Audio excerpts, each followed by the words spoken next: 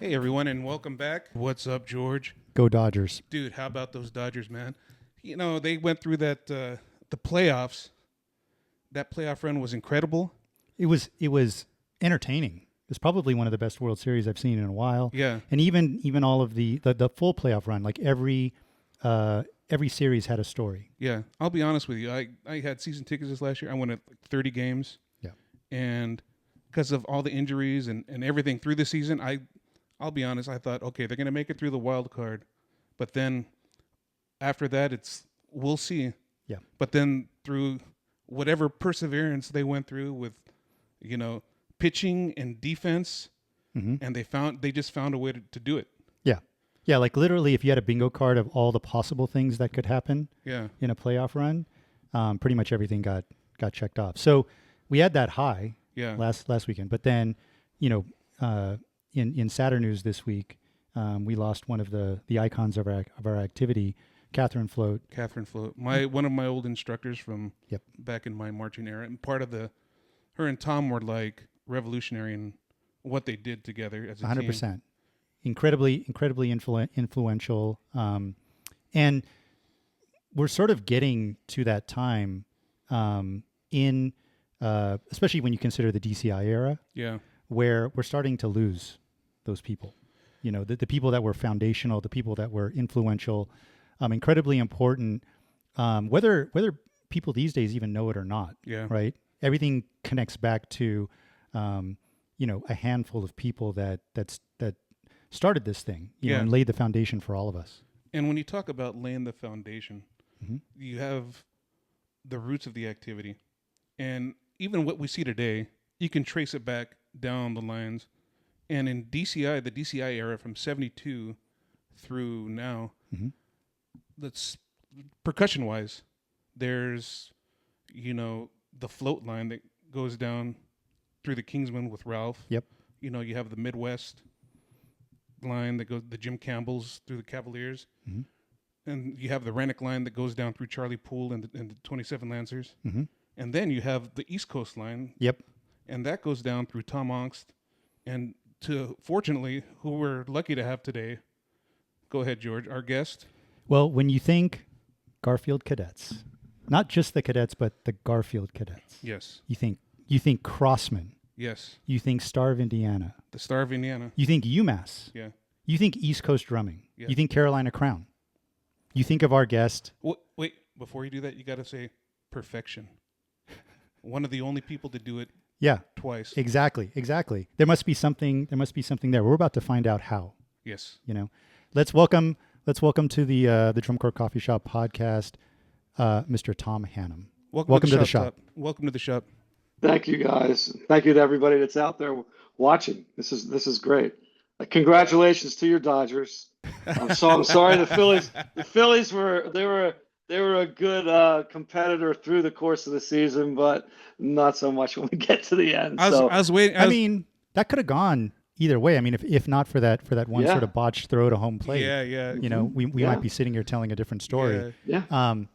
Funny enough, like your Phillies, that was the team here in LA, at least, that the Dodgers were, or all the fans were basically like, if we can get through them, it's smooth sailing. And it kind of led at least the fans to sort of underestimate Toronto, which, and Toronto was incredible. So. Oh yeah. Well, the Brewers, like the Dodgers couldn't beat them all season, the regular season, and then they end up sweeping them.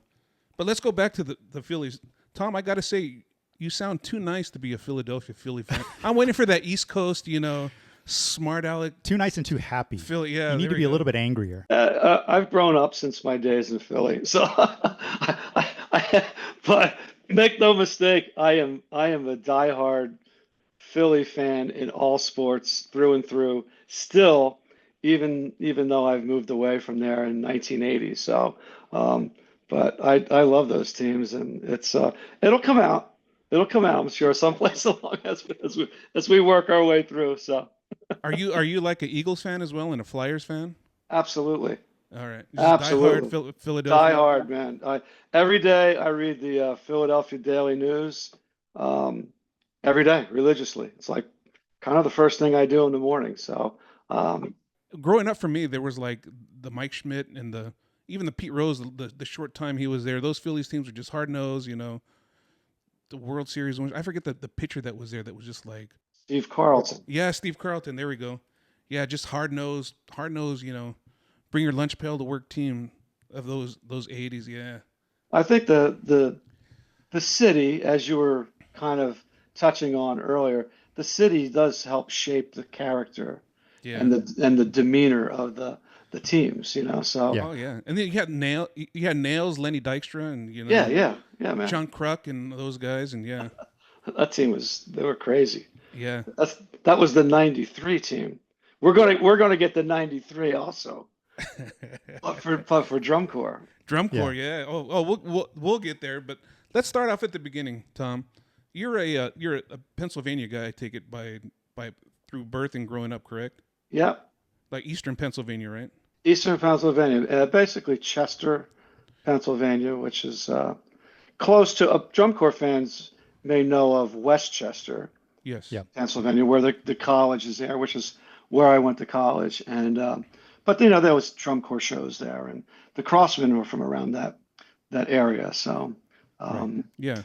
no, I was going to say I was in some like very small smaller drum corps growing up, and my family was involved in drum corps, like as a family, as a neighborhood. We lived in a very,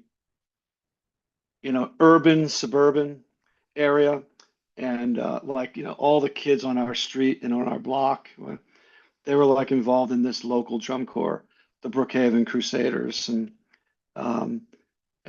So that was just part of the whole experience of growing up. We kept the drums for the corps in our cellar. So it was like, you like lift them up through the cellar window outside, and then we would take them to practice. And this is like before I was even in the corps, like when I was like 5 and 6 years old. Because your family was like doing stuff for the corps, and you were just a little kid running around while they were doing all that stuff. Tagging along, like just tagging along, and just I was always attracted to the drums though, man. It was like, so they gave me like a pair of these old, I mean, you're talking old school tenor drum mallets, for like a single tenor drum. And I'd sit there and I'd play along whatever I could do as the drum line was doing their thing. And it was cool. I was very lucky because, my brother and sister were in the group. My father was like the assistant director. And so, people, they took care of me. I was a little guy who was just running around, and, I was there, like a mascot or something like that. So nobody ever tried to steer you in another direction, like you want to try playing horn or anything, or was it just like drums right out of the chute from as far back as you can remember? Yeah, it was drums. No question about it. And no even thought in my mind of doing anything else. And um, fortunately, nobody tried to think it was better to do something different. And I was always lucky because honestly, I always had the support of my parents and my family, which is gigantic because having taught for such a long time, and whether it's at UMass or in some of the drum corps, but a lot of the kids they don't enjoy that level of unconditional understanding and support of what you're doing. And I never had to like kind of explain anything. It was always just, this is what we're doing, and everybody's doing it, and we understand it, and keep doing it. So really fortunate that way. And not to digress, but as you were describing, the taking the equipment out of the cellar and stuff like that. I mean, drum corps is pretty big. Oh yeah. And like the shows are big, the activity is big, but when you describe that, the fact that it was so ingrained in the community, like in your neighbors, right? That sounds amazing. Yeah. It's like total mom and pop is what it was, and you're right. It was a neighborhood, community, town, whatever you want to call it, activity. And of course, there was other people that were coming to join the Corps. Um, but that's really the essence of what it was. I mean, we'd meet we'd meet like on the Corps director's front lawn and then get on a bus and go someplace. It was totally different, man. Just a totally different premise. So, What I want to know is what is in the Pennsylvania water, because not only are you from Pennsylvania, like Paul Rennick's from Pennsylvania, the Allentown area. Tom Float was originally from like the Pittsburgh area. There's got to be something in that water over there. it's some of the old beer companies and what they used to use, man. Yeah, there you go. It's like, There you go. no, I don't, I don't know that it's anything but in some ways good fortune to be around the right people, and they uh, they help they help show the way by example. For me, I always wanted to be like my instructors. Always. That was what I looked at and went, man, I want to be like, Joe, and I want to be like Billy, I want to be like Eric, and it was just that was that was always my goal.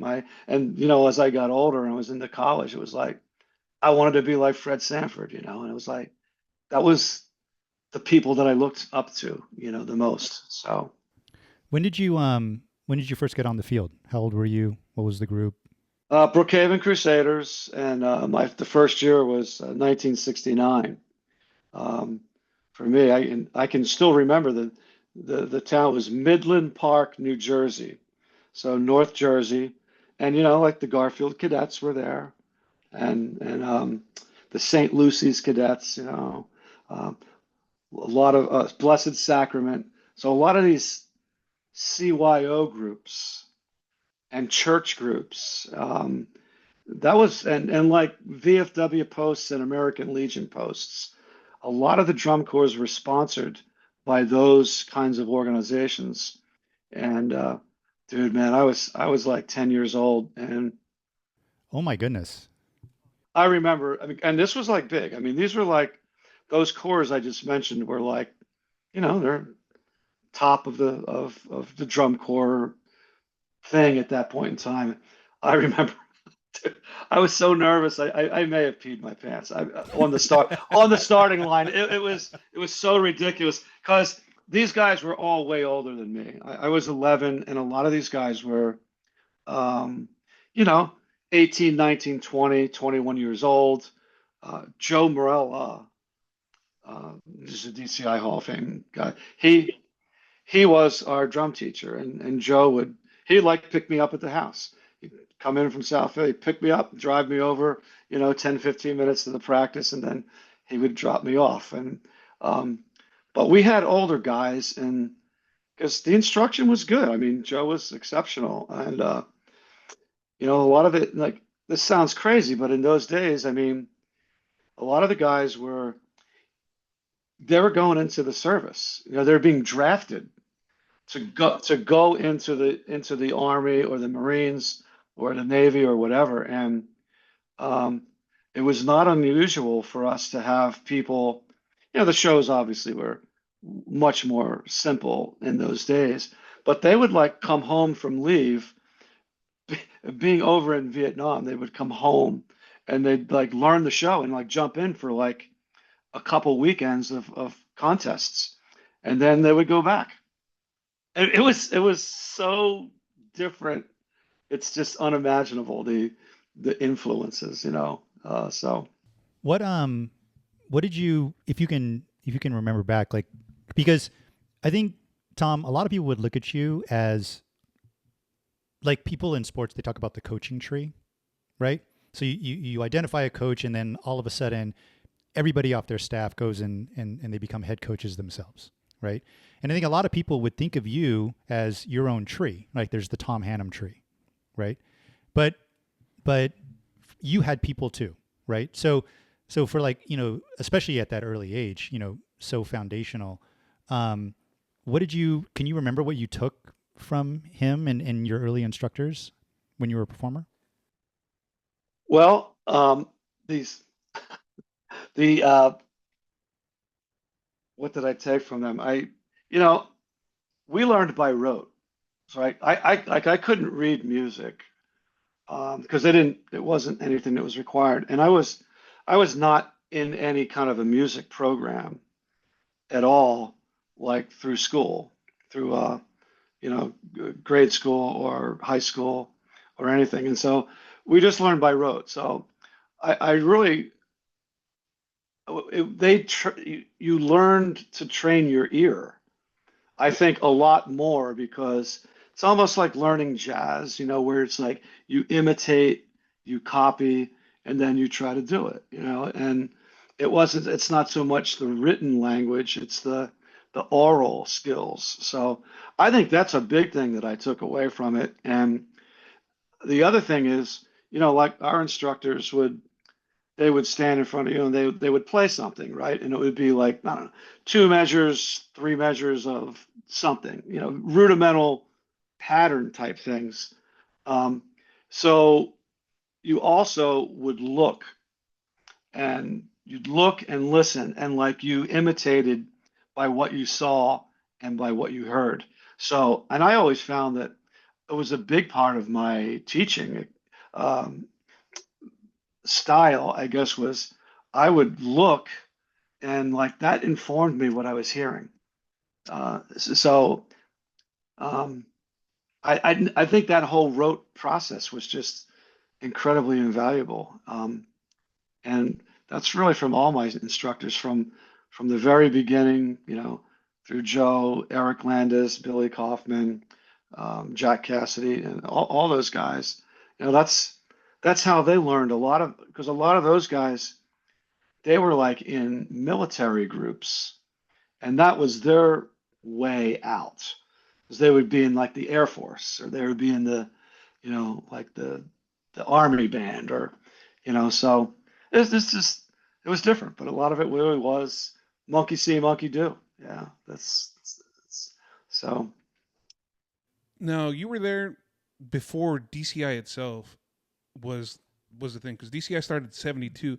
What was that transition like, if you can remember, from was it the American Legion days, CYO days, and to DCI? And were you at the first finals there in '72? And I was not. I was not there, but and probably the the the equivalent of DCI then was VFW.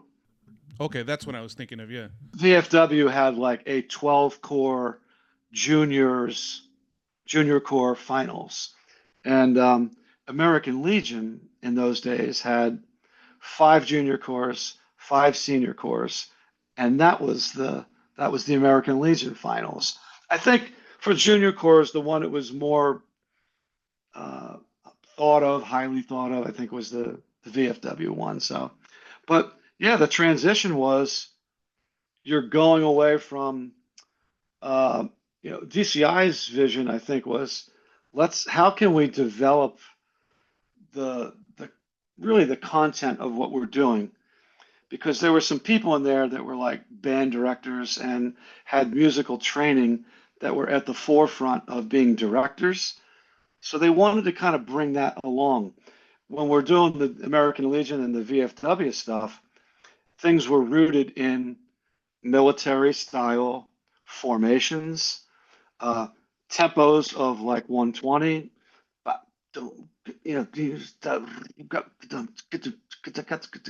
you're here, and like that's the music that we played. So the music didn't have a lot of range to it, um, and of course, in those days it was all ticks. You make a mistake, you're knocked down, blah blah blah. And I mean, they would even like before these big events, you'd go through an inspection, just kind of like military thing. You stood there, everybody stood in line. The judges would come along and they'd inspect what you're wearing. Is everything polished correctly? Any buttons out of place? Any uniform threads hanging? And if so, boom, you started with a penalty in a sense. They deducted from the 100 points with that. So it was all military. And so when DCI came along, things started to kind of loosen up and evolve more towards you know, playing different music. Um, and I mean, that was my exposure to like good music. Again, I was never in a music program, so like I was listening to Vanguard, and it's like, yeah, young person's guide, awesome, yeah, Slava, yeah. All these charts that they were playing early on. That was like my exposure to like, wow, this is what orchestras do. I had no idea, so it was pretty cool, man. And it opened things wide up really fast. It really fast. And so there was, I think, a mindset of let's try to relax some of the regulations. Let's try to reward some creativity. And it's that, so we started. What was the first DCI finals you went to or you got to see live? 1974. It was in Cornell, Ithaca, New York. And again, dude, I was such a fan of the Vanguard.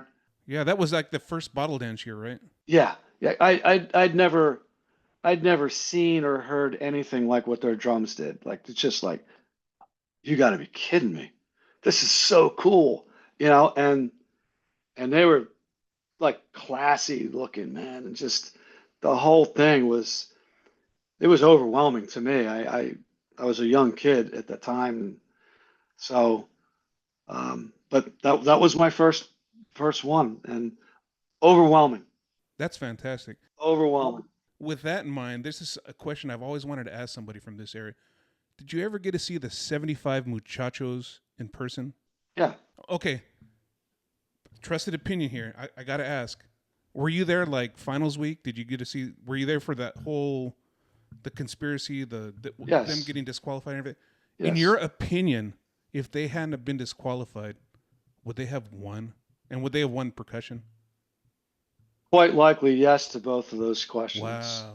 Yeah, they were certainly they were in every bit of the mix in both of those areas. The full core and the percussion they were incredible. In fact, one of my buddies who marched with me in the Brookhaven Crusaders, the first drum corps, the third year that I was there, I finally played snare, right? So, and he played this guy Mickey McGowan. He was trying out for Blue Rock, who Joe Morella taught, and he wasn't quite ready. So Joe's like, "Why don't you go get a year of experience with Brookhaven?" And so we became fast friends. But Mickey marched in the Muchachos line in '75. So For people listening that don't know about the 75 Muchachos, they were core from New Jersey. In 75, they were like real dominant and they were poised to win everything until I want to say somebody from the Cavaliers, had them check eligibility, age eligibility, and they had, I don't know how many overage members they had, but they got disqualified from finals.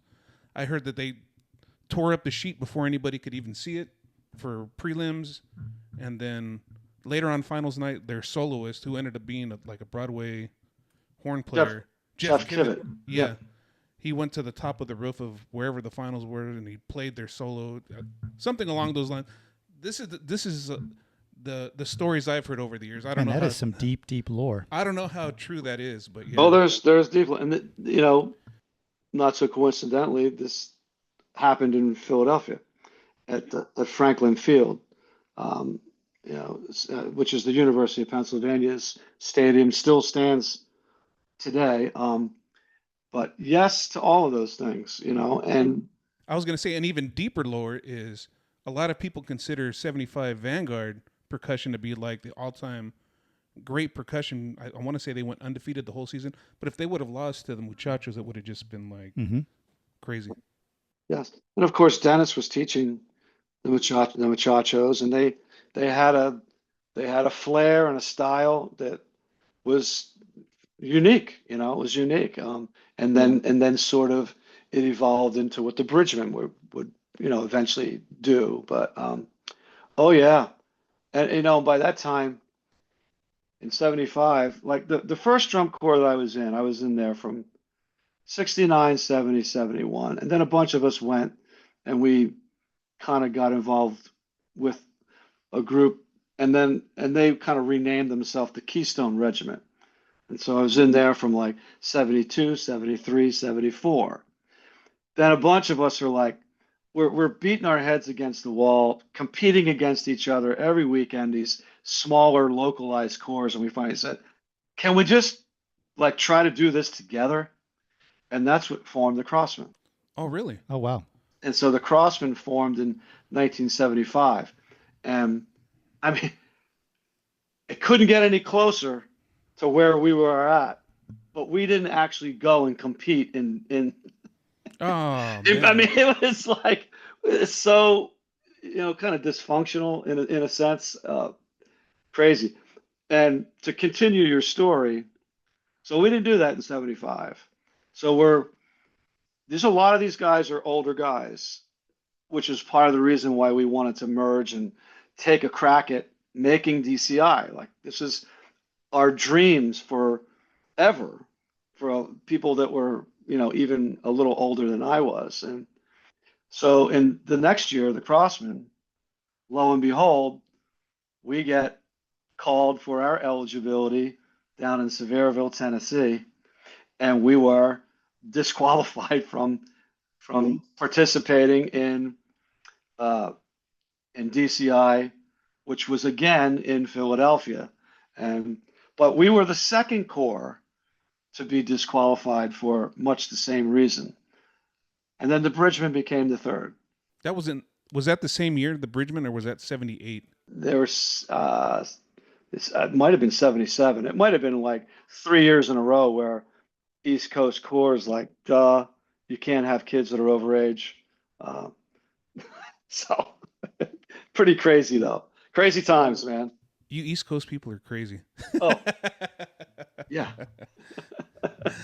Okay, so you're there for the formation of the Crossmen, and then you're there through the 70s as a member. When was your age out? 78 was my last year of playing. So 75, 6, 7, and 8. And then you started teaching right after that? Right after that, I aged out, and our instructors, Eric Landis and Billy Kaufman, got asked to go up to teach the Garfield cadets.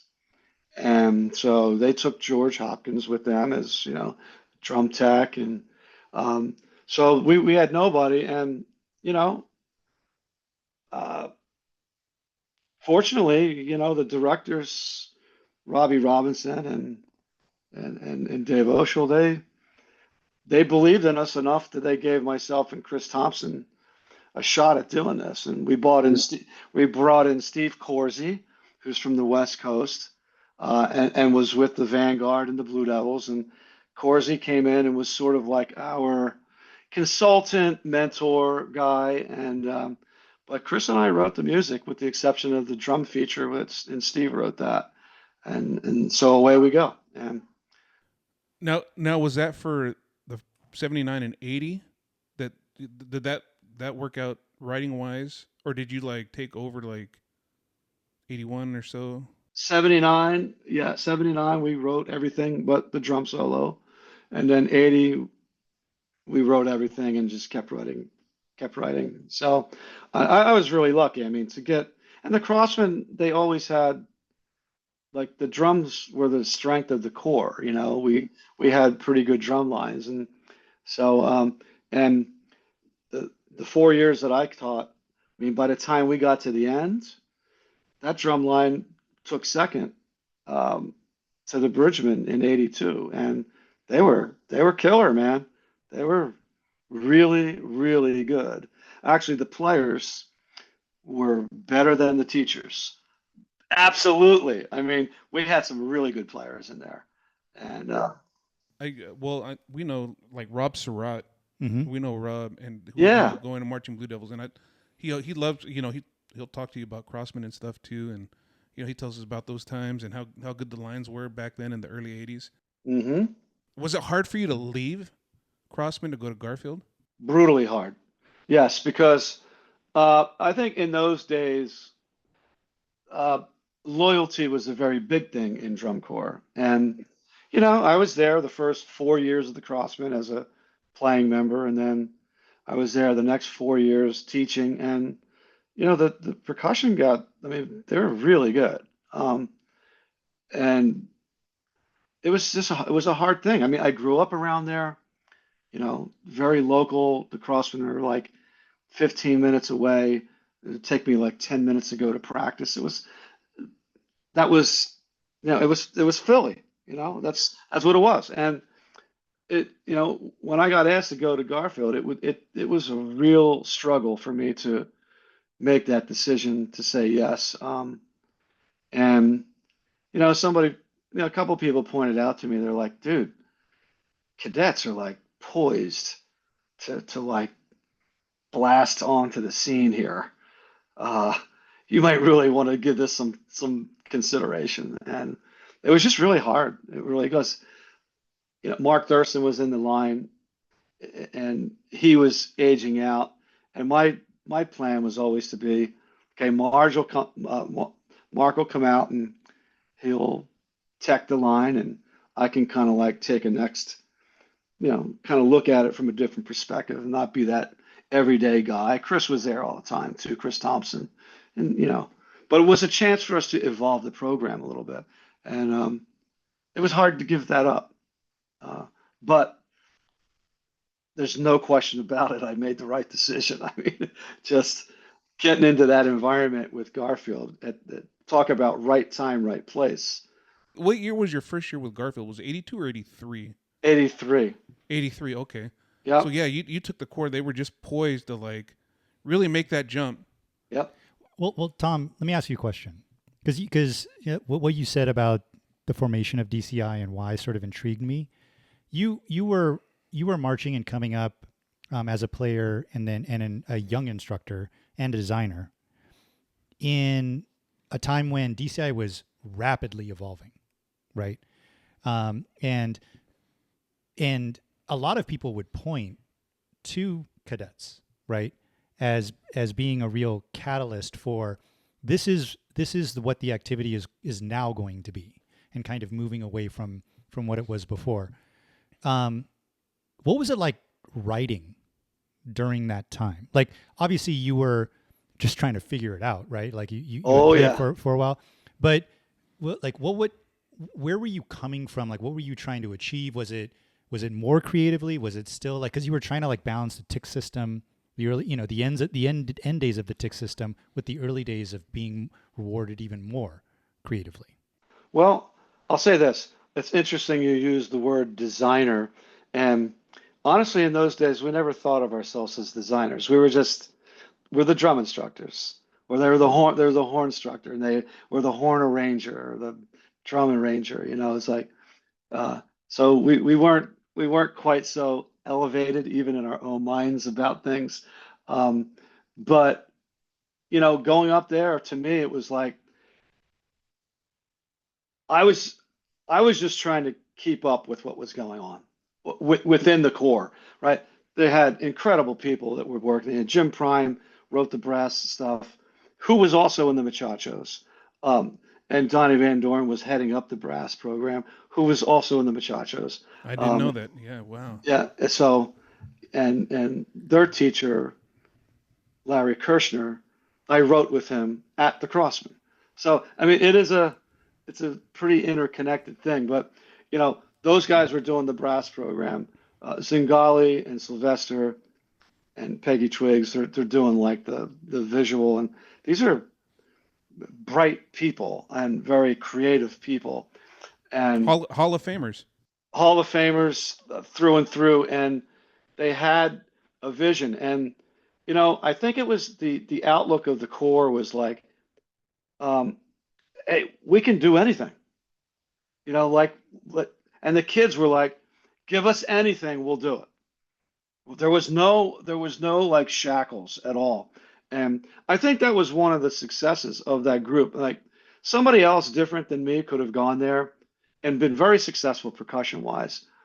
I I don't know that they would have given them the latitude to do visually what we did, because there were no boundaries. It was like, go ahead, let's do it. Just, we're gonna split the drum line, do it. We're gonna move laterally, do it. We're gonna go 190 beats a minute, here we go. Let's do it. There was no restrictions. And as opposed to sometimes our success formulas are based off of creating parameters and strategies, right? There was no strategy. The strategy was we're going for it. Like whatever it is, we didn't know what it was. We're going for it. And so it was the lid was wide open, man. It was spectacular.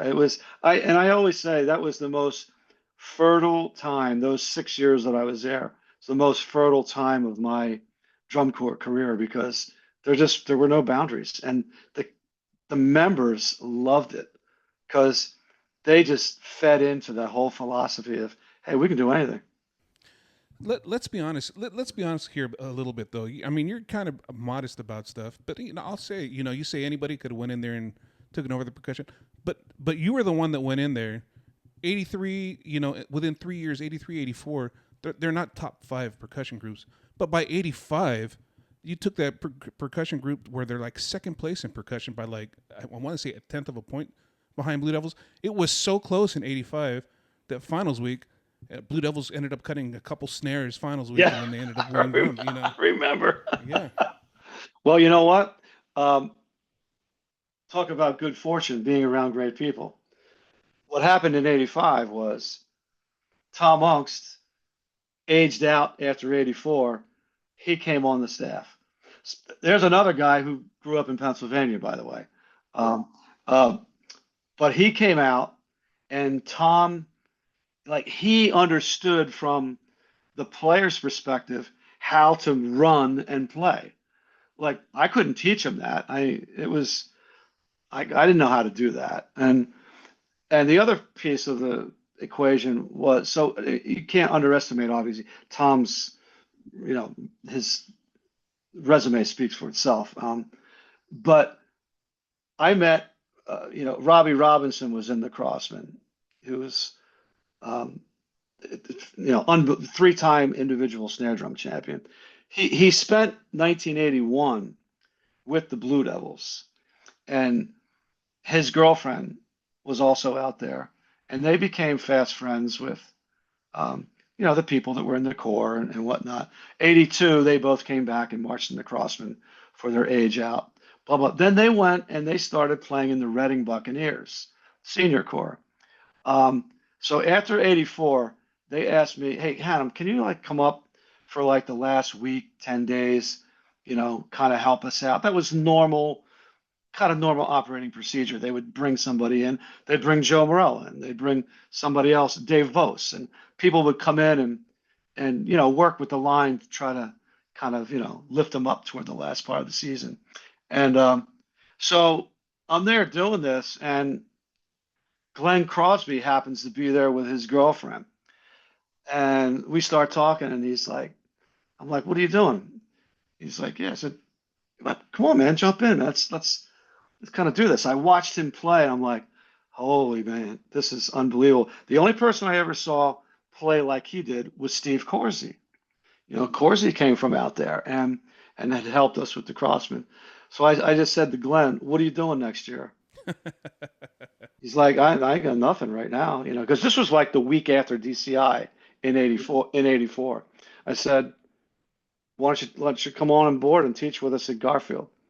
And so he did. And to have him and Ungst come out, and I think it was both of their first years out of having marched. It was an immediate transformation. I mean, the drum line, the way that they played from a day-to-day basis was on a whole different level. And it paved the way for some of these things that you're talking about. So being around great people, man, no substitute for it. There's no. We had Ongst on a couple years ago, right when we pretty much started the podcast, and it was great.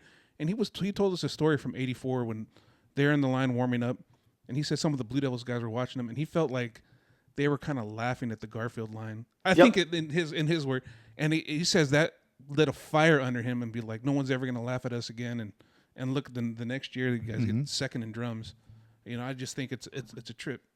And it probably that occasion that he's talking about was probably DCI Midwest. Oh, really? I don't know if you can recall or remember any of what the specifics might be that he remembers, but I remember that. And I remember those guys kind of like you're saying, they were kind of like laughing at us, like, what's this stuff, man? So The story he always that I remember is that story, and always that. And I talked to other people from '84 how the food situation was in '84. oh my God. It was there's some, The cores have Hunger had some, Games. Yeah. oh my God, cores have had some rough times, but that summer was, I mean, those kids looked emaciated. Um, it was it was the old whatever could go wrong kind of went wrong. Thank God the show was as good as it was because we hardly ever practiced, and it was a we were always broken down. It was a mess, it really was. But we persevered. There's nothing like perseverance, guys, and it's a quality that is continuing to be needed. I think it's one of the great things that you learn in drum corps, um, is to learn how to persist. And you don't learn that in a classroom sitting at a desk. It's a life lesson that you learn that you carries over to the real world. Totally, it totally does. So Most of the battle is showing up and being Yes. there and putting in the effort. that's the one. Um, and you know what? If I don't say so myself, that's the one. That's the lesson that I always imparted that in like the programs that I taught. It was like attendance is the first thing, your attitude's the second, and then we kind of went on. But I'm still showing up. I'm still in there doing it. That's the cool part. So they haven't gotten rid of me yet. So What brings us? What is it that attracts us to this activity that keeps bringing us back? Like, I'm in my early 50s. George is in his early 50s, and we still have this love for the activity. You've been doing it since the beginning of DCI. What what would you say is it that brings us back to doing it, to being part of it? I think like when you work as hard as some of these groups have worked, that creates a pretty unique bond amongst the members, amongst the staff and the members, the staff and the staff. That's it's difficult to replicate that any place. And you know, when you go through those types of experiences with people, um, it's lasting, and I think it does keep you drawn to wanting to be around it and to appreciate what the great lessons are that you learn from it. So um, I think to me that's a lot of what it is. It's not so much the uh, creativity and that's all cool. It's great. But that's not it, because after it's all said and done, it's the people, right? It's the people that you're around, like you guys are sitting there together after all this time, and here we are together, the three of us. But it's the people that make it special, and it's not an ordinary thing. Again, you go to school, you're sitting in a class and sitting in your desk, and it's like, yeah, okay, that's great, but that's not like what you learn by being in the band. That's not what you learn by being in a drum corps, or a special drum line. It's those things are not easy to duplicate. And dare I say, I see a lot of people that I've taught, whether it's from drum corps or from UMass, that they're out in the workforce. They're you know living their life, and they're still craving and searching for how to substitute to feel experience that feeling again of what they felt by being in the drum corps or being in the band or being whatever it is that you're kind of inspired by, but they're still trying to fill that void, and it's tough. It's like, man, and I guess I'll speak for myself. I don't want to have to fill that void. I want to keep still, if I can continue to contribute, then and I'm able, then I'm there. So during this whole time that you're teaching at Garfield, had you already done the college thing, Yeah, or were you going to school at the same time? yeah, it was both. In 1980, I graduated from Westchester. That was my second year of teaching the Crossman. And then I got asked by George Parks to come up to UMass to be a grad assistant. And so it didn't take me 3 weeks to figure that one out. I called him back the next day and said, I'm in. Because I had zero plans. I was graduating from Westchester. I was teaching the Crossman. The Crossmen weren't my priority. And I'm like, hey, man, I'm going to keep doing that. If I got to flip burgers, I'm going to flip burgers, whatever. So, so he asked me to come up, and I was a grad assistant for 2 years. I did my classes, and I did a thesis, a master's thesis, but I wasn't ready to write it. So the third year, they kind of paid me an honorarium to sort of still teach. And then the fourth year, I said, okay, I can't teach. I need to focus on writing this project. And I did. And so I finally got out. Now, so my third and fourth years of being a student, a grad student, were my first and second years at Garfield. So fertile, fertile time, man. Because I got involved with Zildjian, I got involved with Pearl, and at that time, both of those companies, and I'm still associated with both of those companies. So those are lifelong connections that were nurtured and are still a part of my professional activities to this day. I'm really super blessed, super blessed. You talk about Pearl, and at the time, I want to say you're talking about Pearl early '80s. There was no Pearl prior to that, like marching percussion, correct? Were you there from the beginning of Pearl? Pearl marching? No, they had the Cavaliers and the Blue Stars actually in '82 used those drums. Now, both of those corps, the Cavaliers weren't like what they eventually became. Both of those corps were they might have they might not have finished in the top 12. They might have. I can't even remember, but you know, Pearl was not really thought of. It was really still it was Ludwig and Slingerland Slingerland, still. yeah. It was still those companies and Pearl. You talk about catching lightning in a bottle. I the first camp that I went to for Garfield was Thanksgiving weekend in 1982. So for the prepping for the 1983 season, and Al Moffat asked me to come to his house on the way up, take a look at this drum. He says, "I want you to check this thing out." There was this hideous orange covered pearl snare, and with mylar heads. Of course, that's those were mylar heads. And, uh, so I said, "Well, let's tune it up and see what it sounds like." And so we did. It sounded okay to me. I'm like, okay, sounds like a drum. And so that really started the conversation. And I went to the core. And I just said, let's take a look at this, man. They're willing to give us the gear for nothing.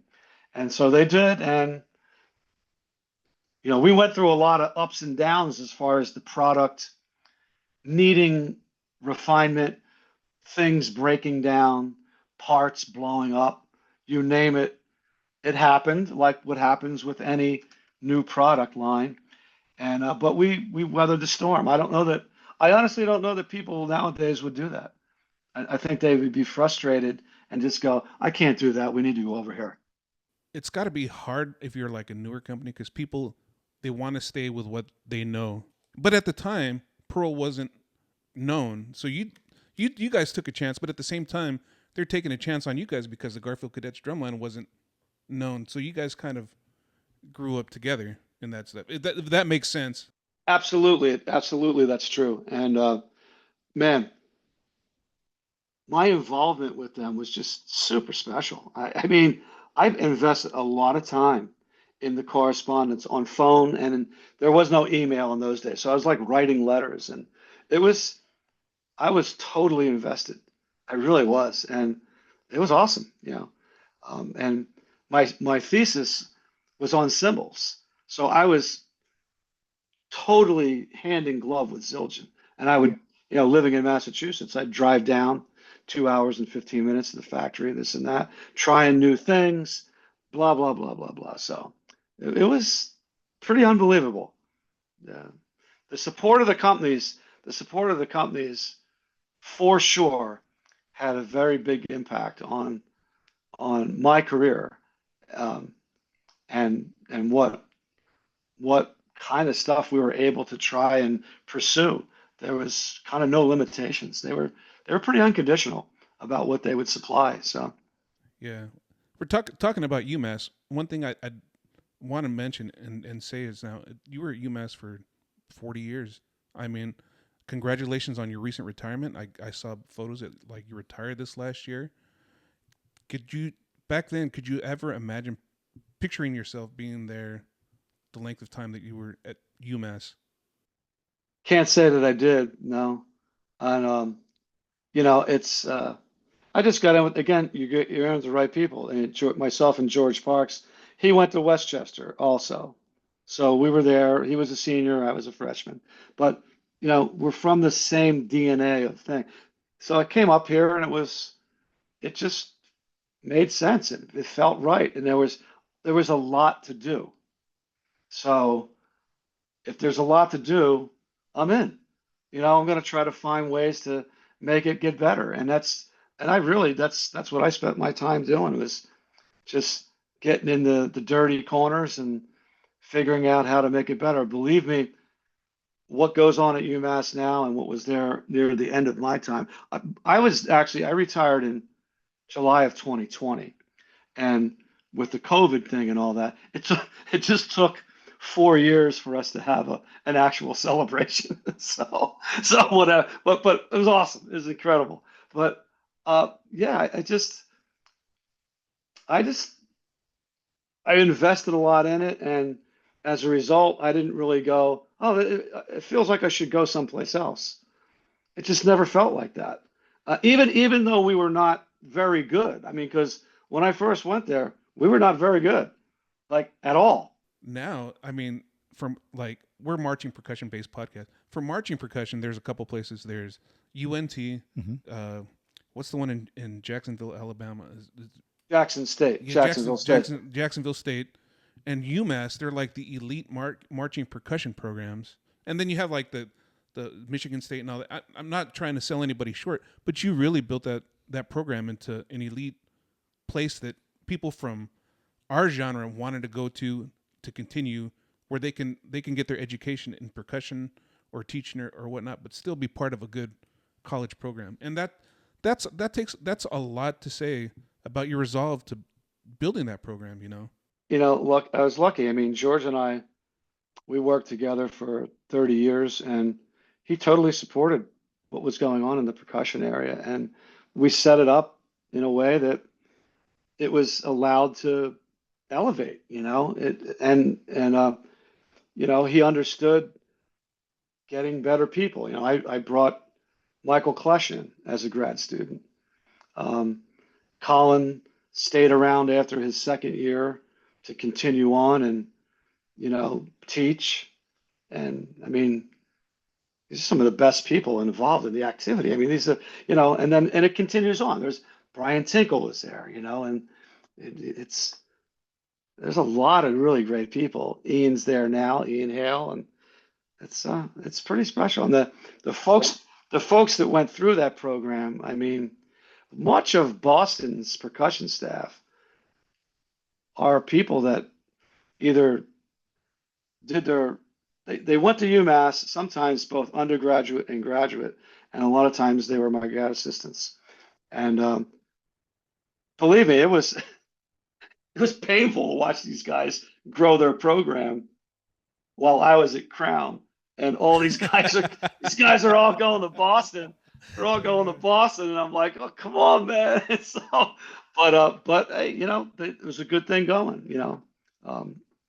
So it's pretty special. I feel very proud about what it's been developed there. So Yeah. Okay. We took that little tangent to talk about UMass.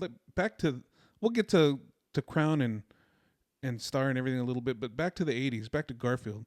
So 83, 80, 45, the core wins overall. 85, you're right on the verge of winning high percussion. Then you have the 86 season.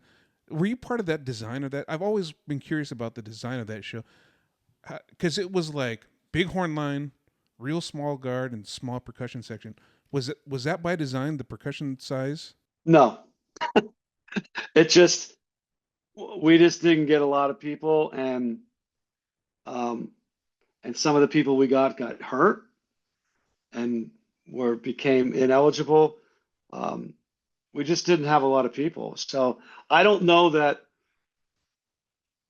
the drum line was at that point yet attracting, you know, better talent. We were still just teaching the kids that came there. It was really still much of that, to be honest with you. And we just didn't have that many kids that opted to sort of come our way that year. But you know, we had really good teaching, and I can't remember what that drum line finished. I mean, they were up there for a little 6-3 drum line, you know, with 6 snares, 3 tenors, and But that show in general, even the writing seemed hard. Like they're just running the whole time, and there was like, to me, there it seemed like there was evolution in parts and writing that year between other years, as far as like the front ensemble and everything just being more involved, the texturing of the sounds that you would hear. Is it fair to say that? Was it? Can you remember any of that?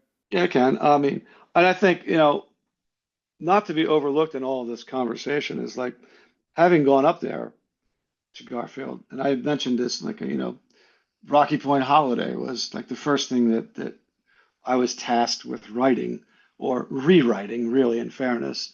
But 184 beats a minute, that was like outer space, man. I'd never been near anything that went that fast. And so you're like learning a new vocabulary. And that went on in some of the other music that we did too from that year.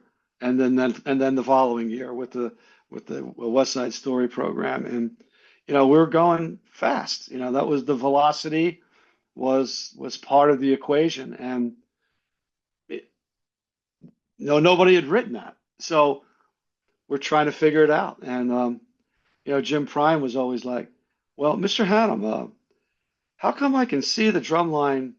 I can see them playing, but I can't hear them." You know, you know, which was okay. Well, the horn line's up there blowing, you know, blowing double forte or whatever, and they're in front of us. So, but his point was well taken, and you know, he would never say, "Hey, maybe you should do this, maybe you should do that." But it got me to figure out how to write for that staging where the brass is in front and you're going fast, or they're playing loud, and you got to be audible. Like it's you can't write the same way, and we're learning how to write so that they can actually execute better too, you know, because that was the area that we needed to get better at was just sheer execution on the field. Um, so I think, you know, by the time '86 came along, there was at least we had at least had a few years of writing these tempos in our back pocket. We kind of had discovered some things, and the line started playing better. And you know, and if you can recall, in that '86 year, we kind of put the timpani out there on the field and kind of started getting into some of that stuff. And you know, it was yeah, a little different. We're still doing all the Bernstein stuff, you know. So he was. How did the line end up like 6-3? We just didn't have a lot. We didn't have a lot of people that came. Really? Yeah, didn't have a lot of people that came, and you know, it's just one of the. Sometimes you have one of those years, and like we went out 6-4, and this one kid was just kind of problematic, and it finally just got to the point where it's like, you know what, you probably shouldn't be here, you know. So we went to 6-3. It's like insanity, right? People they'd never do that, but we're like, we're better off doing that, and and we believed in what we were doing, and frankly, the show had more issues with it than the drum line did and its size. The show was not as well written for a variety of reasons, and that had more to do with the outcome than anything.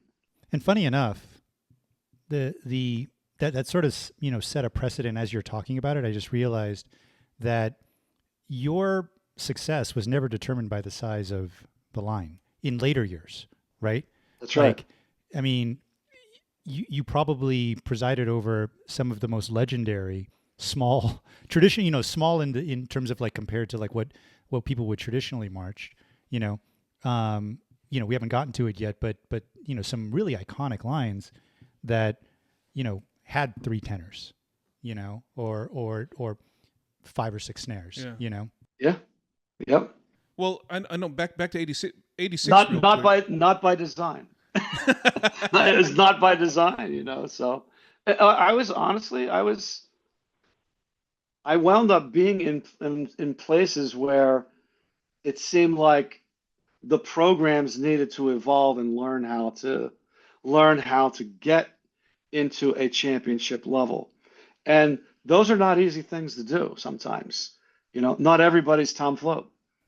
well, Right. I mean, he was able to do it, and but Float attracted people. The Vanguard attracted people. We were not doing drumline. We were doing full core, total ensemble. That's what we were doing. So it's a different headspace, and we were not getting, until we finally did get some in Garfield, some drummers, some actual like kids that were good drummers that came there because they wanted to be in that. Um, so a little different. I mean, you touched on something that I talk about a lot because I feel like you know these days there are so many established groups, right? So a lot of the members, actual performers um, of now, they're always looking to join something that's already there, right? Um, but I think it's really special when you can be a part of when you can grow and you can be a part of growth and maybe not even knowing what ultimately it's going to become, but but establishing and creating the thing that in subsequent years then people want to basically just join and try to maintain, right? um, it's hard, it's scary, but I think that's special, like being a part of that. I agree. I agree with you, and I think I've been lucky to be able to do that in a number of places throughout my career, um, and it is hard. It is not for the faint of heart, man, because it's very easy for people from the outside to look in and criticize, whatever's going on, and just, for some of those very same reasons, because what they see is not, it doesn't overwhelm them. It's not a lot of people out there kind of, blowing you away with mass and impact, and it was not that, in a lot of cases. So yeah, it was a little tough road to hoe at times. Yeah. So should we talk about perfection? Yes, Are and we going to I get and there? I want to say this. I feel like 86 had to walk so 87 could run, if that makes sense. And Totally. and speaking of perfection, like we touched on this a little bit earlier. Congrats to you two. I want to say for this past summer because you spent time with Boston as a consultant. Oh yeah. But a trivia question that's for people is: you're the only person to be involved in 2 perfect percussion scores. Did you know at the beginning of '87 that was going to be something special, or is it just something that grew during the course of the season? Um, I think it probably grew. You know, Here's an interesting one for you. Uh, and I will answer your question a little bit more in depth, but at that time, WGI was for color guards was really starting to kind of take root. Now, in '86, George Nagali and Mark Sylvester, they went out to Star of Indiana, right? And they were not with Garfield. Their absence was clearly felt. Um, they decided to come back for '87, and their presence was also very felt. But like at that time, the drum corps were still doing monthly camps, right? And the drum lines even still, we might have been doing like a couple additional drum camps. That was just kind of how it was. It's what we understood. But we went to the April camp. This is after WGI. We're in Teterboro, New Jersey, in this cafeteria, low ceiling. I mean, no frills, just doing what we do. So this is Sunday afternoon. We're gonna play through the show, and this was the first time that George Zingali and Mark came to a rehearsal because now WGI was over, and so we play through the show, and this is the Appalachian Spring stuff, and we're all, shit, man, this is really good, and so I drive home. We drive home. I get home, and Zingali calls me up on the phone. Thom Hannum, I can't believe what you've done to the music. Now, and this was not a compliment. He was mortified by what the percussion were doing as part of Appalachian Spring. And he just kind of went off on me. George is a very emotional guy, and this, very creative and artistic sort. But man, he kind of went in on it, and I'm like, are you going to really like evaluate what you just took in by being in a cafeteria with like an 11-foot high ceiling, and like you can't hear anything in there? So that was the start of '87. So did it start out great?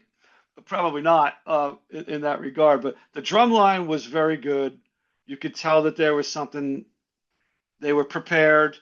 They could play well. They were being taught very well by Tom and crew, and and so we were faring.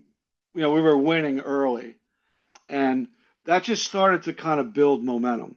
So I think it kept building momentum as it went through the season, and it got to a point where it's like, actually, we've not been beaten by anybody. I'm like, so now, and here's another crazy story for you. I actually kind of wrote this down to tell you. It's like DCI Midwest was 1 week before finals in St. Louis, and at that time they had prelims and finals.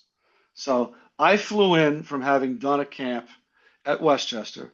I flew into St. Louis. Garfield is warming up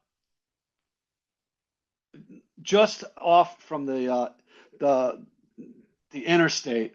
They're over there on the side, and I kind of walk up, and I'm like, I'm expecting, hey man, these guys are, are going to be like fired up.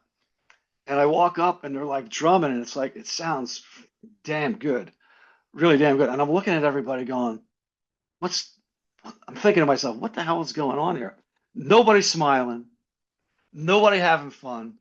I'm like, and they're playing, and it's pretty flawless, right? And I'm looking at Ongst, and he's like not happy, and I finally just said, you know what?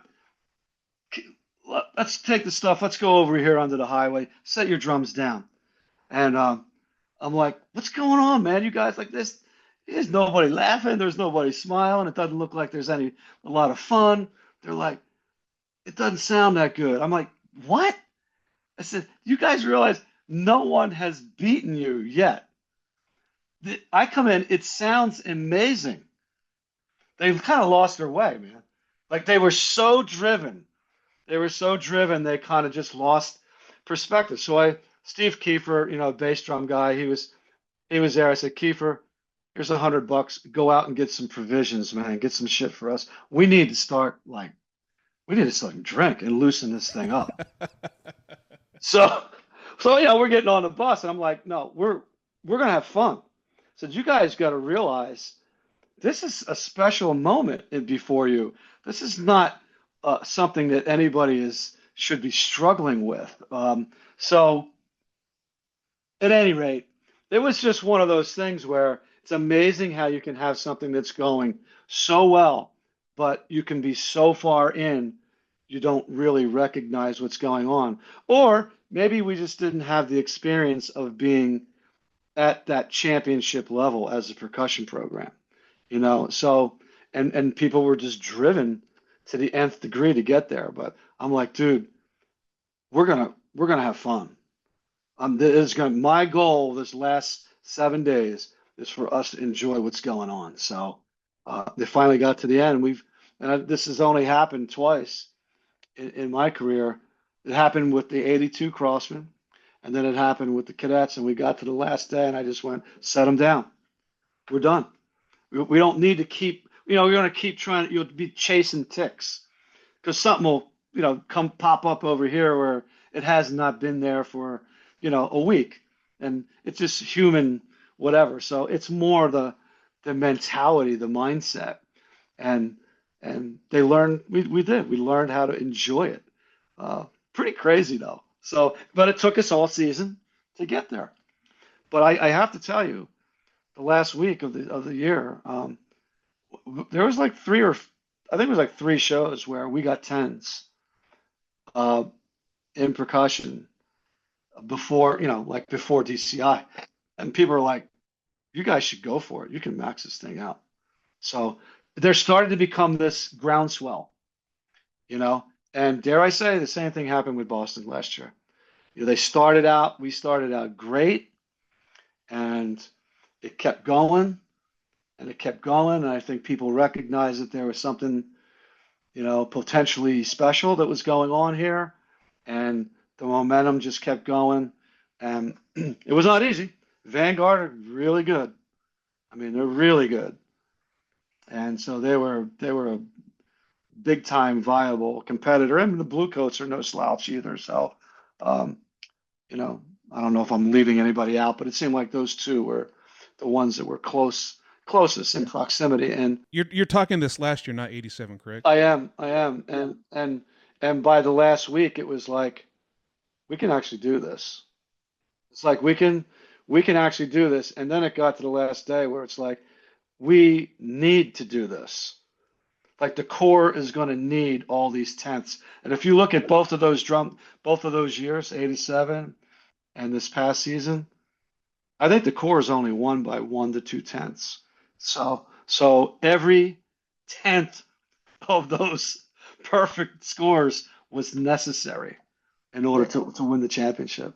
Especially in the 80s and even some later years of drum corps, the percussion score has meant so much as far as the overall core, where championships are won or lost based on the percussion score. 87, I want to say, was one of those years.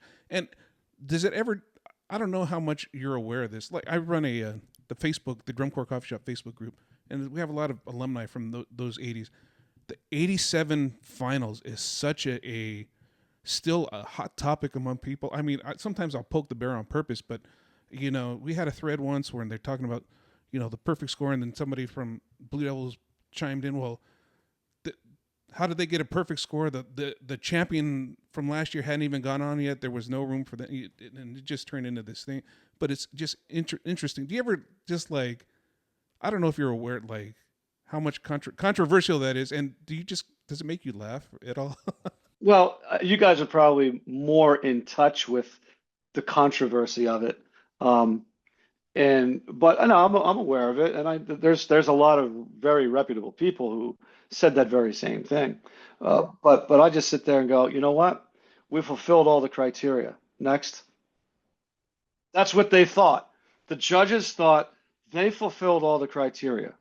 So I guess if they wanted to, they could have tied them, right? That's not out of the question. You can do that. But in their opinion, we fulfilled all the criteria. So, aside from that, it's like, here we go. Do you still have the tapes, the judges' tapes from that year by chance? Or are they lost to history? They're probably lost. I don't keep stuff like. I would have loved to hear those tapes just to. Oh, dude, you should see the sheets. Do you still have the sheets? Oh yeah, I got the sheets framed, and some of their notes on the sheets. Unbelievable.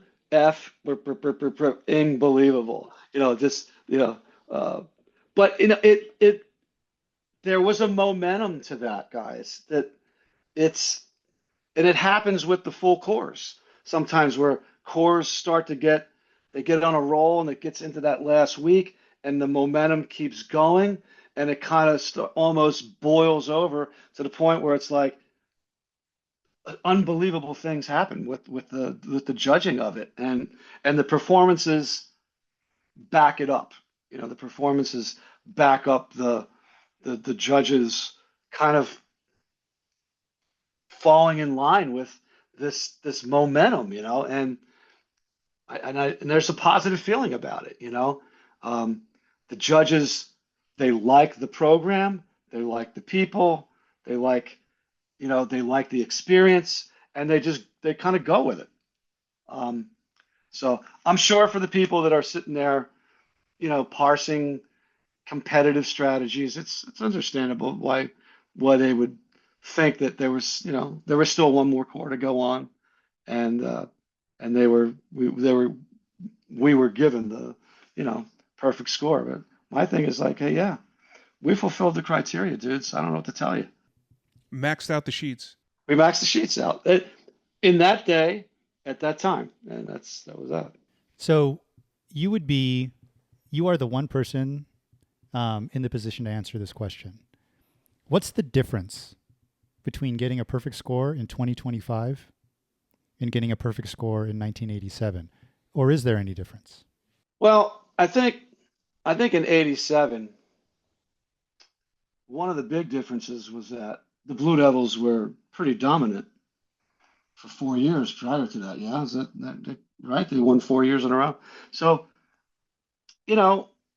I think people might have been ready for something, and Garfield as an organization provided that sense to the drum corps community that, hey, something new is going on here, right? So I think, again, right place, right time. I think that's part of it. We offered something that was different at the time, and then the members, well, this is, I think, true of other. The members were totally committed. They totally bought into what was happening. So yeah, I think the timing of it was ripe. Honestly, I think that had something to do with it. This past year was, hey, like honestly, in a lot of ways, the Vanguard they're like the modern day Blue Devils as far as drumline dominance, and people might have been, maybe there's a little appetite for something a little different, maybe, and so I think there's some similarity in that regard. The fact that both groups were really strong out of the gate and throughout the course of the season, those are similar. So there's probably a lot more similarities. I mean, clearly the total show concept of how programs are designed nowadays plays a factor into everything. Really, all aspects, any caption area. I think that's actually probably more challenging because there's a maturity about the design these days that a lot of groups have that is way different than in '87, where groups, there's still a lot of learning going on for many of the groups, and Garfield included. So I think I give a lot of credit to Boston and Colin and Ian and the rest of the team for figuring out how to do it, figuring out how to create. And believe me, there were intentional decisions that were made before the season, like this time last year. There are intentional choices about reviewing what we had done and determining that we needed to make changes in this, and that. And we did it. And it wasn't easy to do. But all that credit really goes to the on the on-site team. Those guys were incredible. Yeah, they had definitely had an amazing team this last year there at Boston, and we've known those guys for a little while now, and it was so great and fulfilling to see them finally win it, and then to get the perfect score. Well, Is yeah, I just mean, because they had that been knocking extra. on the door Yeah, for, I mean, this generation of Boston lines had been knocking on the door for quite a while. It had been building, but then to see them break through in such a dramatic way, and it's almost like, is that what it's going to take yeah, to yeah. finally break through? Right? Is like literally max out the sheets. Yeah. Well, evidently, yes, is the answer to that. And yeah, it's very difficult to knock somebody out of that seat who's they've been occupying it for years, and that happened with the Blue Devils, and it happened with the Vanguard being, because like not this past season, but the previous season, Boston was they were in a position to potentially win, and it didn't happen, and but you know uh, that helps create, I think that creates some drive and motivation for the members and the staff and all that. So Back to '87. You're talking earlier that when you taught at Crossman, it was really percussion wise. It was real percussion driven. Garfield felt like more an ensemble driven as far as the writing goes. Especially we talk '87 because it's such an iconic show and it's such a turning point as far as the activity goes. When you were writing that book, was it purposefully done to be more of an ensemble book? And then because there was like no drum features or anything, or was that book written? What's a good way for me to put this is, when you wrote that book, was it written because this is what you wanted to hear, or was it because this is what the hands that you had were giving you, or was it a little of both? um, that was just the style that we had. We weren't looking. I think our style was finding percussion moments within the scheme of the overall design. That was that was how we tried to uh, evolve forward, and for several years. And you know, uh, yeah. So we just like wrote what it was. I can't say that I wrote any differently in my own mind. Maybe I was getting a little bit better at certain things. Certainly the players were getting better and the teaching was getting better. Um, I think there's a more of a melodic style that I would tend to write, maybe more so than a lot of people. And we emphasize that. And I can't say I emphasized it intentionally. It was just part of how I heard stuff. So that's just like what we did. And, but there was no like, boy, we're going to plan this out so that it turns out this way kind of a thing. It really wasn't that. Well, I So, mean, I think what's really interesting about that is like when we had Murray on, Yeah, right? We were talking to Murray about how influential he is, and the fact that like, drum lines now, especially in Southern California, we're talking Murray Gussick. Murray Yeah, Gussick, yeah. Oh, yeah. and and still play his exercises, right? And still follow his philosophies and methods and all of that stuff. And in asking him about that, it's kind of a similar thing where it's like, what was your intention back then? And his intention was to provide whatever was necessary to train the current members that he had at the time to get them to do what he needed them to do, right? He wasn't thinking about being inspirational or influential decades down the line. And it's almost like with what you're talking about, these things that we notice after the fact, right? Of the impact that you had in terms of like literally you changed the trajectory of percussion writing in DCI. Mm. But you weren't trying to do that, right? You were just a little like, I mean, I love the way you put it. It's just the way you wanted it to sound like in your head. Yeah, that's it. And yeah, uh, I was affected by like Steve Corsi, when he came to the Crossman, he brought with us the check patterns, and they became a big part of my learning and teaching and writing vocabulary. And but no, yeah, I heard it, and it's like, and I wrote this down also. It's like, I mean, I kept writing by hand until like 2016. And Tom got me to change. Tom Monks. He's like, Hannum, yeah, you can still do all of what you do, because I would sketch stuff on like either the brass or the wind score. I'd sketch this stuff in, and stuff would be it's lined up, and he's like, you can still do that. You can do all that. Then you can transfer it over to the computer. So he says you don't have to really alter how you go about writing. And I did it, and it did change. It opened things up for me, actually. It really did. I felt like I could almost advance in some of how I was thinking about certain things. So I'm really grateful for having done that. But I think some of my point is, in those days, like you really had to learn the sound of the instruments, and because you weren't listening to any, and me for a long, long time, even after it was available, I wasn't listening to any like playbacks of what I was writing. It was just I'm just writing it on manuscript paper, and it's what you hear in your head. Um, I think some of that, you know, it's not a bad thing to learn. Is what does it actually sound like in your head? Put the MIDI away.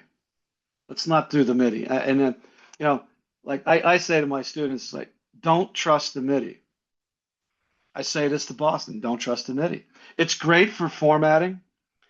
It's great for giving the visual people some representation of what's going to go on, but don't believe what you hear there because that's not what it's going to sound like. And you'll find that out real quick.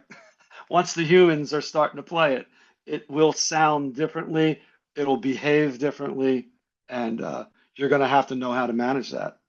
And for all the youngins out there, this is pre-amplification, pre-electronics, all of that stuff. I mean, and for those of us who grew up like wearing out those cassette tapes and CDs of that era, the venue mattered too. Like you're talking about the sound of the instrument, right? But the sound of the instrument and literally the humans playing those instruments in certain venues, in those stadiums. Madison, Wisconsin venues, for example. Yeah. Like all of it mattered, and there was a beauty to it, to put it simply, it just sounding amazing. So do you ever feel like, in those early years, like, sometimes when people try to, like, they have a vision inside of their head, like it sounds a certain way, and then they try to get it out of their head and manifest in real life. What was the closest you ever got to that? Like in terms of like, this is exactly how I envisioned it. It might have been Star 93, honestly, because that stuff, we didn't change a whole lot in that program. We really didn't. And if anything, it was written such a way, we actually added stuff in. We were able to do that. And but it was, be it good, bad, or indifferent. And like, for instance, like currently Boston, they would never subscribe to having to try to write it so that it's right the first time.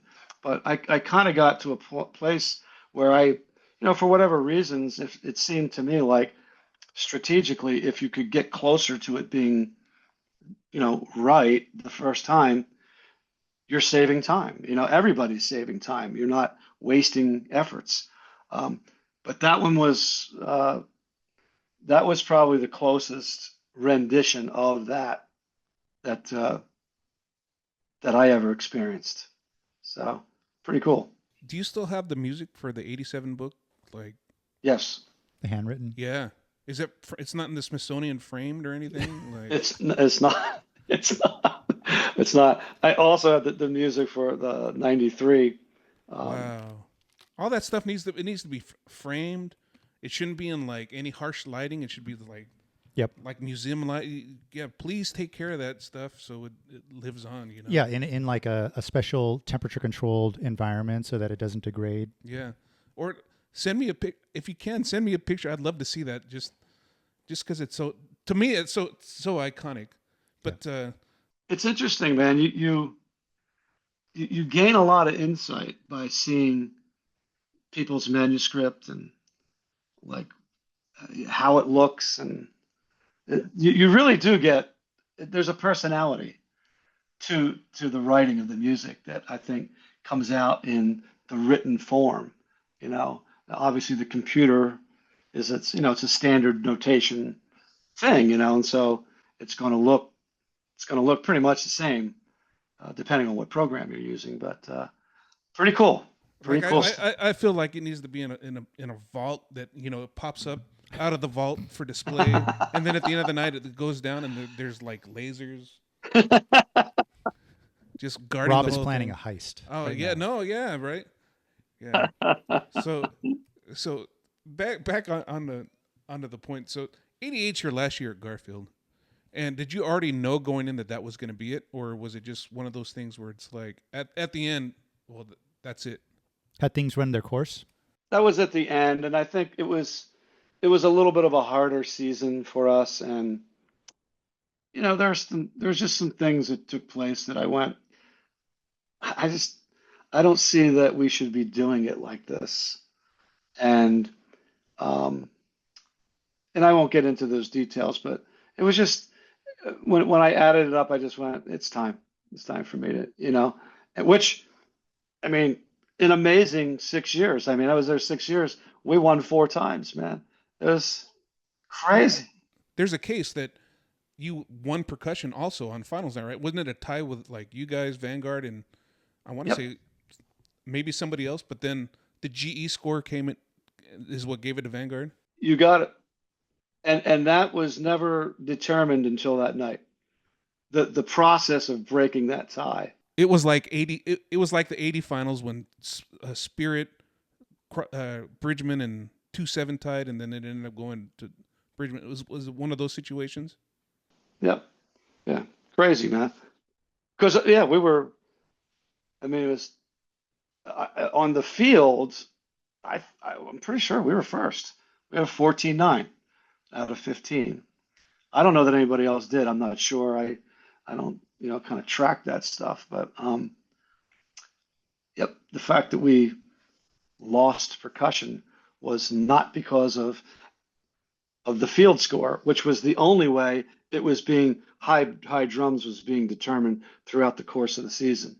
It was all on the field. So yeah, a little bit of a thorn in the side. So We had Jareed on early on the podcast also, and he told us a story, and I got to bring the story up because we have you on.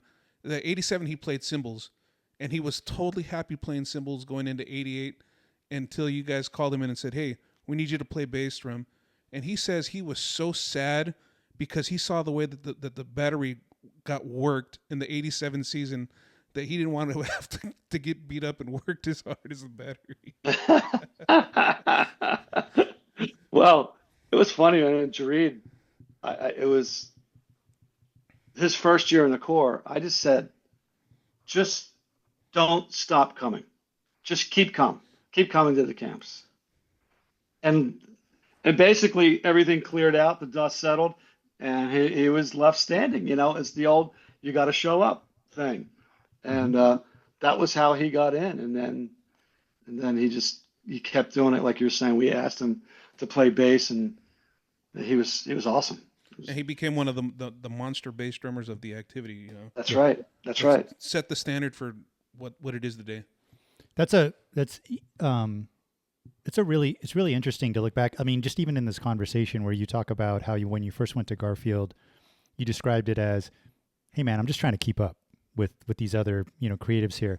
To 88, feeling like, okay, um, it's run its course, right? And we've had all of this competitive success. You described it as being like this incredibly fertile period for you, creatively in terms of what you were doing. Um, what do you do then? Like, how do you follow that up? Like, what is the next step? How did you figure out what was going to happen next? Yeah. Well, I certainly didn't have any plan. That's for sure. Which is always seems like that has been the case. No plan leaves many doors open, possibly. Um, I mean, what I did is I helped Brent Montgomery write a couple things for the Dutch boy. He was teaching them, and I helped him with that because he asked for some help, and I did that in '89. I just took a year away from what was going on, and then Bob Dubinsky called me and asked me if I wanted to come out to Star for 1990 and like consult with them and do that, and that evolved very quickly over time. They were really gracious. Now again, Jim Prime and Donnie Van Doren were out at Star, the guys that I had worked with at Garfield, and they left to do the brass program. But I think that they wanted me out there, and um, and Bob was agreeable to having me, come in and give him a hand because Dennis had been there, and Bob took over for Dennis, so it probably helped to have a voice that understood the brass, thinking and how those guys were hoping to put things together, and Bob was very open and very gracious about stuff, and they allowed me to do a lot of stuff with the Corps. Great show, man. Belshazzar's Feast. Oh Oh yeah. yeah. There's an argument that to be made that the '90 show is better than the '91 show. The '91 show won, but that '90 show was just crazy. Just the activity took a hard turn. I think at that '90 Star show, like it's just one of the shows that's underrated. Agreed. Yeah. Absolutely agreed. During the same time, there's evolutions as far as percussion drumhead technology.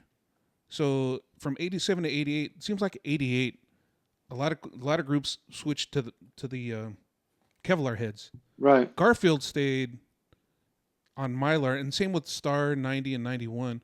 Was that by choice, or did you ever experiment with the Kevlar heads and you just didn't like the sound? Um, '88 was probably just by choice, and or we didn't really have exposure to having those heads, and so we just stuck with what we knew and did. So, and I think competitively it didn't seem to impact us. But the next couple of years, I think competitively things started to catch up pretty quickly. And Star was using those Tenduras. Do you remember those? They're a great head. They're great, great, great head. And so they were using those, and they sounded pretty good. And I honestly in those days I didn't overthink a lot of stuff, and as far as like the equipment, as much as I was involved in equipment and helping some of the companies and whatnot, to me, like a good sound's a good sound. Like it didn't matter how we got it.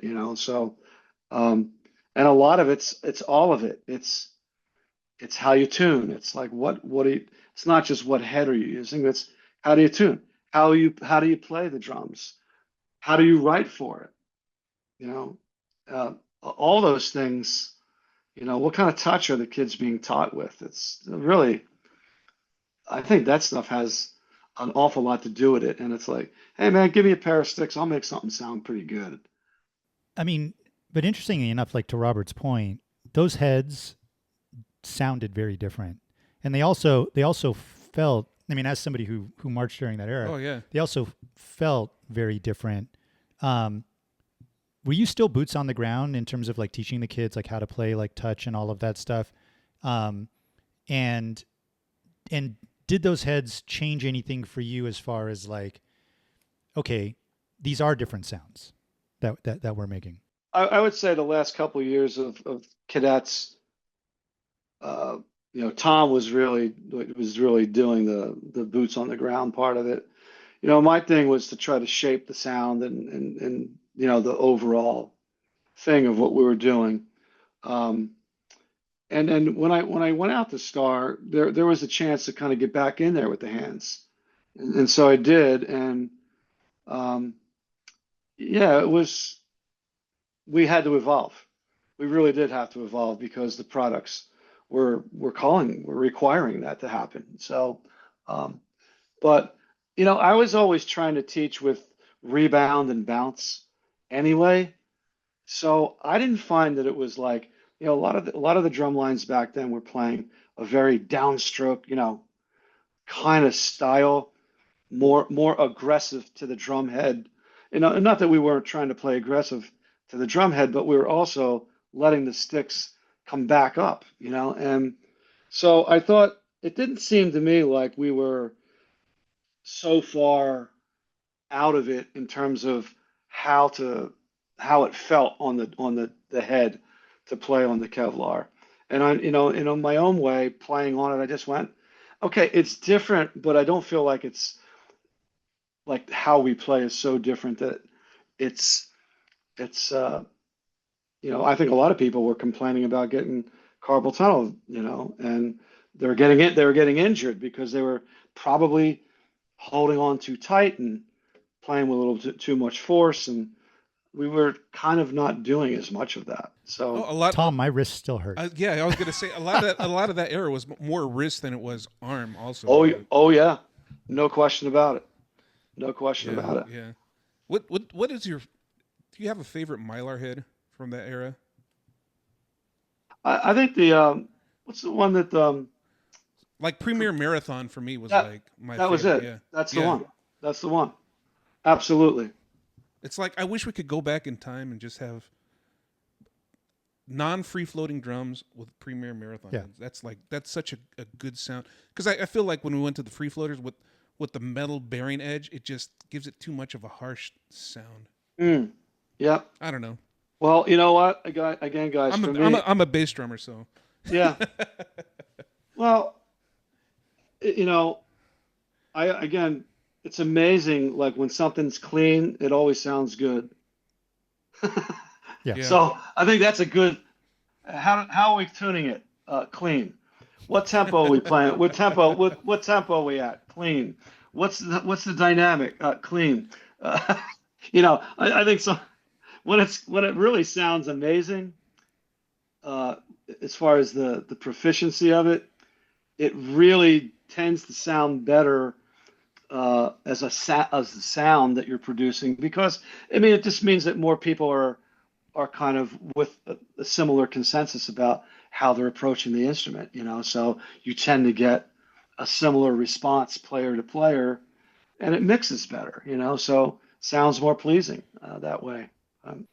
Um, You actually reminded me of something. You brought up tempo, and something that I remember was, and I don't know if it actually began with those star lines of the early '90s, but every line today uses, a Dr. Beat and a Long Ranger or whatever it's called, a Megavox now, in the lot to warm up. That wasn't the norm back then. But I want to say that Star was doing it at some point during that time. How did that start? Did it start there for you, or was it, were you? we used like at Garfield, I would sit there in the stands. We didn't have like a metronome going, but I'd sit in the stands. I had a little quartz metronome, and we'd do a rep or whatever, and I would just be I'd follow the met, and for me, I could see like in subs and all they were using mets, but we didn't have something in the ensemble. But I could see where we would either speed up or slow down, and where, and to what extent. And so I would just kind of coach from the box using that and just saying, hey, at whatever 37 to 42, we're slowing down there. It might be related to how your feet are operating, whatever the comment was. But um, so we weren't using it in ensemble, and but we were using a metronome up in the stands just to kind of check. And I like that because it's amazing how sometimes we could get for a long period of time, man, and it was like right on it. It's pretty amazing. It really was. But it's funny you'd bring that up because I also kind of I think that like no met is an important thing. I really do, and because I think it, the great lines they play with feel, right? And they play with feeling. They're kind of two different things. But both are like an ingredient of any amazing performance is the feel and the feeling that is generated. And I think a lot of times with those Mets, that if they're going on all the time, the kids just, that's what they play to that, and it takes out actually the ownership of tempo and pulse control. It takes the ownership of that out, and people are just they're just listening to the metronome. They probably inside the line they even stop, not intentionally, but and sometimes maybe intentionally, because sometimes the kids don't know. They're listening to the Met. It's like, no, you gotta like listen to the people next to you, right? So I'm kind of a big I- I'm a big proponent of like let's get the Met out sooner so we can teach them how to own it, and we can teach some feeling and expression in what's happening. So um, yeah, I don't know. That's sort of like an addendum to your question, but You were a consulting role in Star for 91, 90, 91, 92, and then 93 you had the opportunity to write the book again. right. Was that something hard to get back into the writing side, or was it something like, okay, I'm ready to get back into it? No, because Bob Dubinsky, Doobie was it was very generous. I mean, when I went out in '90, he's like, "Hey, why don't you write like the percussion feature thing?" I was like, "Are you sure?" He's like, "Yeah, yeah, do it, please, please do it." I think it kind of opened him up to be able to focus on other things because it was his first time really being like the guy. Dennis was always that person, and so I did that, and then we did '91, and you know, I wound up writing a couple other, like the one tune and the feature, and then honestly, there was a lot of rewrites that were done, and I did a bunch of rewrites, and then the next year I went, this doesn't feel right to do it like that. So, Doobie's like, hey, write Chester. This is '92. He says, write Chester. I said, okay. But I told these guys that I am not rewriting anything. It's not the right way to do it, um, so we did that, and then after that season, they kind of gave me the opportunity to in a sense switch roles with Doobie. That's kind of what happened. We switched roles, and man, was he a critical component to what we did in '93. His his experience was vital. His experience was vital. His expertise vital. He had a lot to do with the drum majors on the podium. He was the guy, and he was at Matt Harloff's side, man, virtually every rehearsal, standing up there right next to him, metronome in the ear, and he was our conduit. And I that was maybe the best ensemble I was ever part of was '93 Star. It was they were really proficient, man. I mean, really proficient. We talked 93 Star, and that's another one of those shows like the 87 show. The whole show and the percussion book is just transitional. Nobody really knew it at the time or wanted to admit it at the time. I think is a good way to put it. But it was just so different and so out there. Like with 87 at the beginning, did you know it was going to be something special, or was it like, hey, we have these people in the line? Did it that feel ended up did being it feel small line different? too. Did it feel different for even what you guys were doing? Say that again. Did 93 did it feel different from what you guys had been doing the past couple of years? Yeah, it did. Yeah, because we were we had kind of actually the show the year before was the Americana thing or whatever.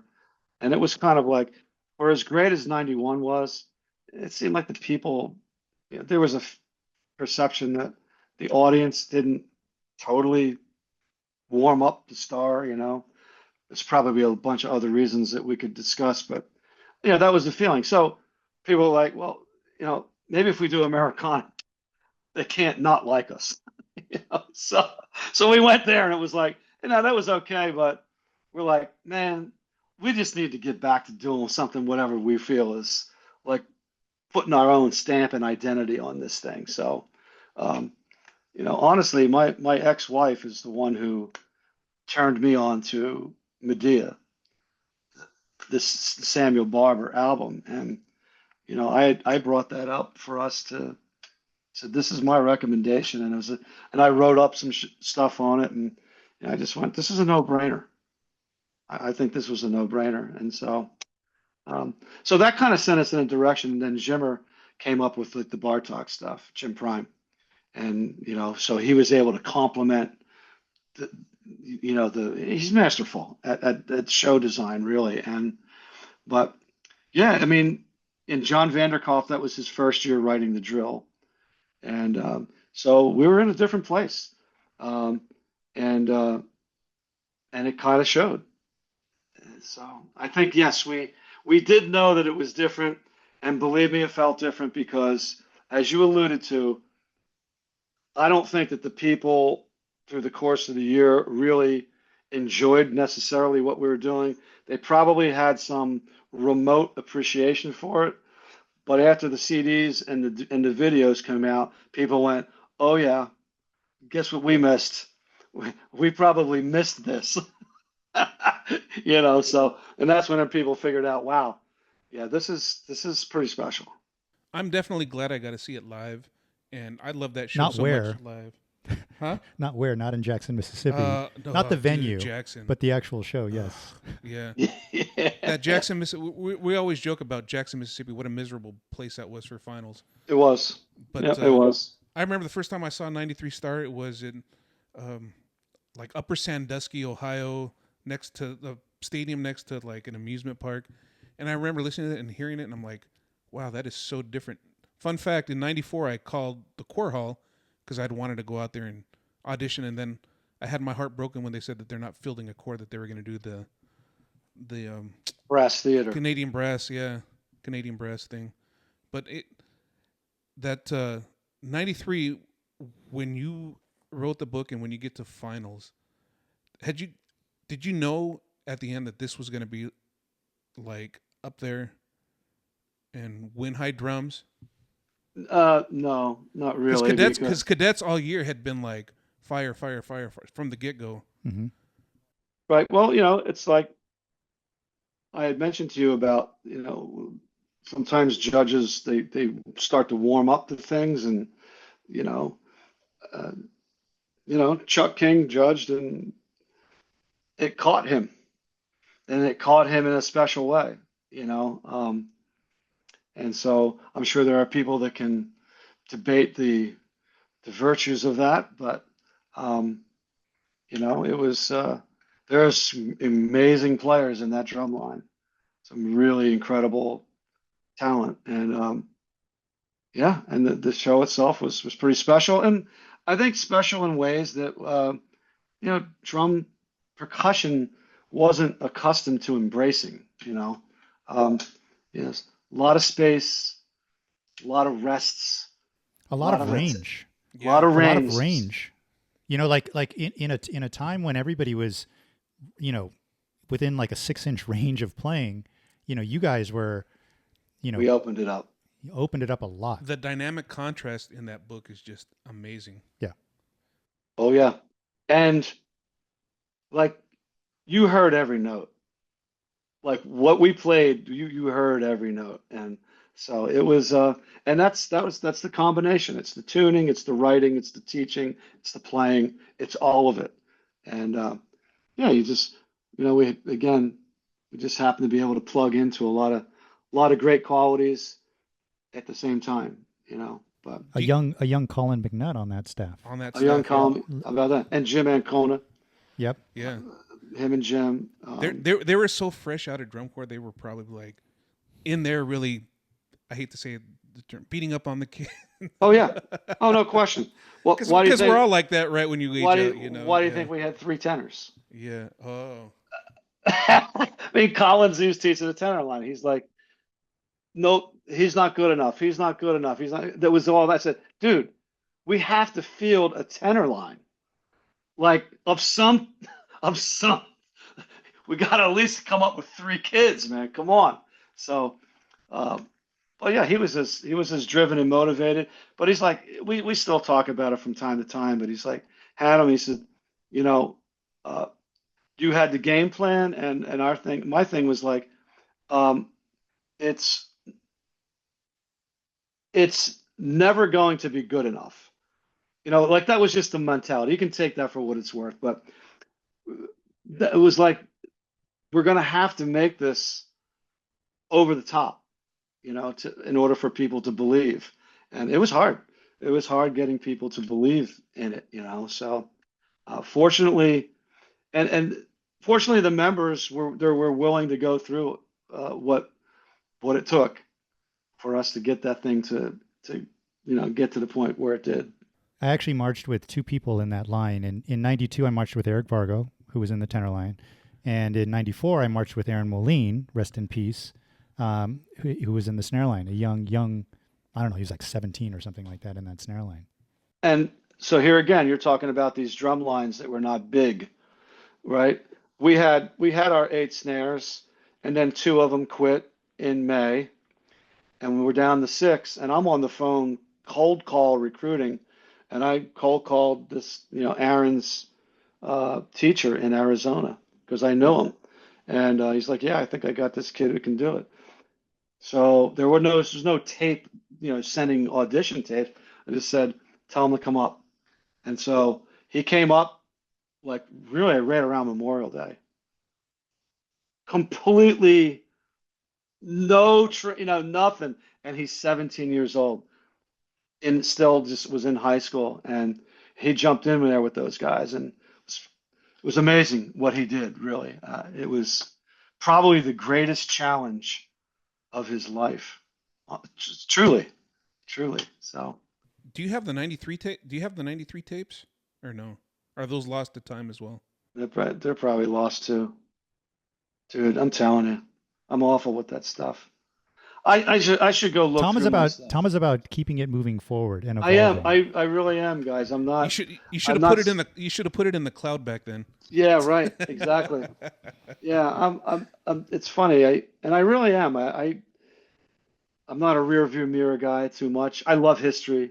I really do. And I can talk about this all the time, But I keep looking forward, I really do. And I think that's why I'm still able to be involved. Because it's like, no, it's still evolving. So am I. And this is a great thing for me to be participating in. Well, we appreciate you indulging us my and pleasure. getting into the history with us.